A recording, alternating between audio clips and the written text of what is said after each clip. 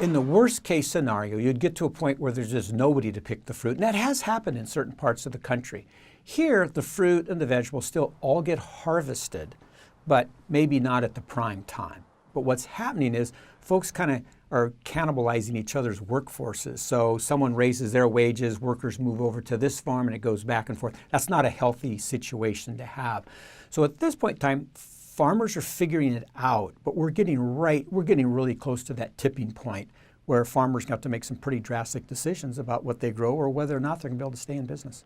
Americans just aren't raising their children to be farm workers. So we need foreign-born workers to keep these crops producing. We've done nothing in this country to allow for new guest workers for several decades, and so the pool of farm workers is shrinking as folks age out of the industry. And with no new supply of workers, we have the pool shrinks, and it's getting more and more difficult for farmers to find help. What we really need is for Congress and the President to decide this is an important issue.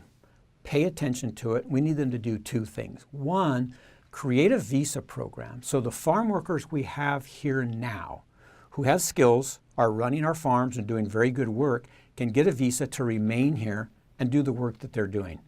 Secondarily, we need a program where if the farm community can quantify how many farm workers are needed, create a guest worker program where other workers who are not in this country now can get a visa to come here either on a temporary or maybe a 2 or 3 year basis to work in agriculture and come here and do that as well. So that's what we're asking for. We're not asking for wholesale opening of the borders, but we think it makes sense to know who's here. Think it makes sense for our farm workers to have visas, work visas to allow them to be here.